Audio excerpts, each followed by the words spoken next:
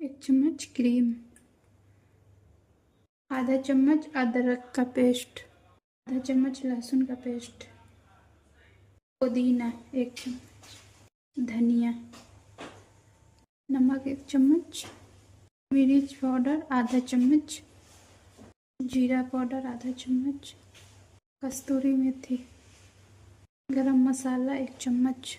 इसको मिक्स कर लेते हैं।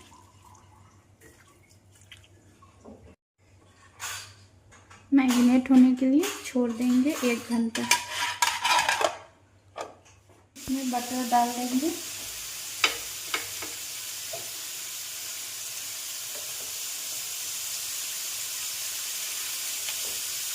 एक करके पलट देंगे।